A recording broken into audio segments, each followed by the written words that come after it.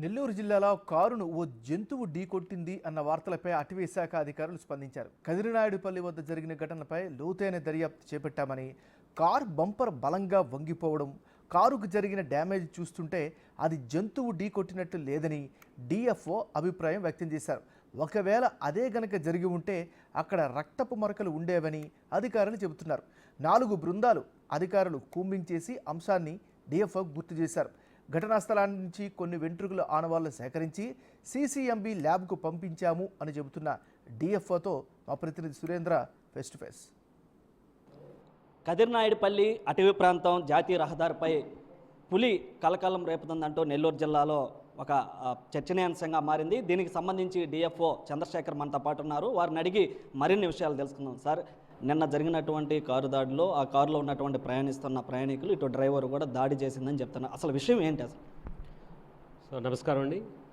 ముఖ్యంగా నిన్న జరిగిన పెద్దపల్లి ఇష్యూలో 2 ఇష్యూస్ థింక్ చేయాలి.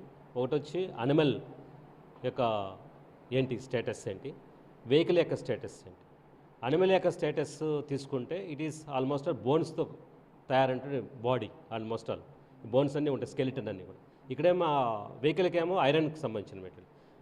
దీని యొక్క స్ట్రెంగ్త్, బోన్ యొక్క స్ట్రెంగ్త్కి అనిమల్ యొక్క ఇది వెహికల్ యొక్క స్ట్రెంగ్త్కి ఐరన్కి సంబంధించిన స్ట్రెంగ్త్ కంపారిజన్ తీసుకున్నామంటే ఐరన్ యొక్క స్ట్రెంగ్త్ ఎక్కువ ఉంటుంది, అనిమల్ యొక్క బోన్ యొక్క స్ట్రెంగ్త్ తక్కువ ఉంటుంది. It is phosphorus made with phosphorus, ఇదేమో ఫెర్రస్తో తయారైనట్టుంటాయి.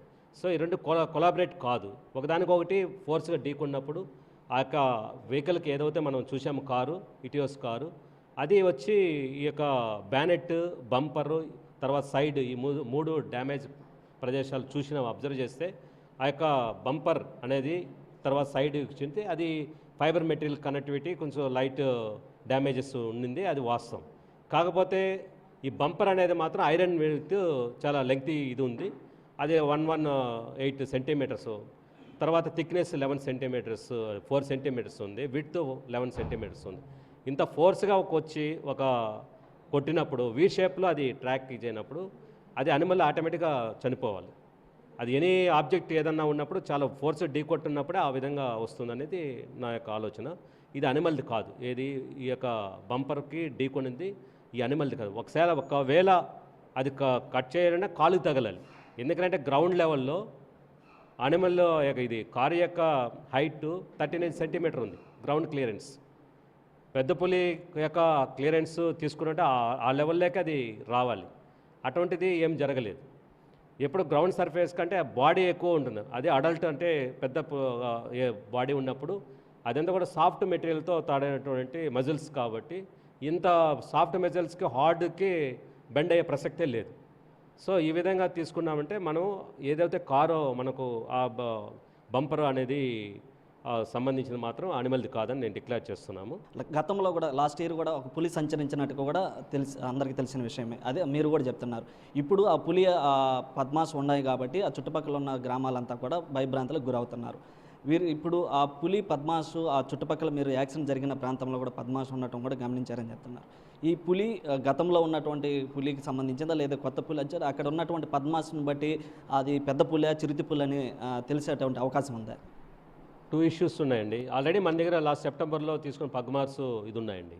ఆ పగ్మార్స్కి సంబంధించినటువంటిది ఇప్పుడున్న మనము రీసెంట్గా ఇప్పుడు వచ్చినది పగ్మార్స్కి టాలీ కాదు, this is a new one. So I think it is a మనకు న్యూ వన్ బద్వేల్ నుంచి కనెక్టివిటీ ఉంది కాబట్టి అది న్యూ అనిమల్గానే మనకు ఇదవుతుంది. ప్రజలు ఏమైనా భయభ్రాంతాలు అవసరం లేదు, అడవిలో జంతువులు ఉంటాయి, మన అడవిలో పోకుండా ఉంటే సరిపోతుంది, ఇంట్లోకి వచ్చి అది ఏం చేయదు. దెర్ ఈజ్ ఆయనకు బెస్ట్ క్యారెక్టరిస్టిక్స్ ఉన్నటువంటి అనిమల్ ఏదంటే టైగర్, నాట్ చిరుతపుల్లి అంటే కూడా టైగర్ చాలా మంచి డిగ్నిఫైడ్గా దేన్ని బట్టి అటెంప్ట్ చేయదు అది. సో మనకు ఖచ్చితంగా ఆ యొక్క పెద్ద పులికి సంబంధించినటువంటి పాతది ప్లస్ ఇది ఉన్నటువంటిది రైతులు సోదరులు అక్కడ అడవి మీద ఆధారపడిన ప్రజలు గురించి అప్రమత్తంగా ఉండాలి.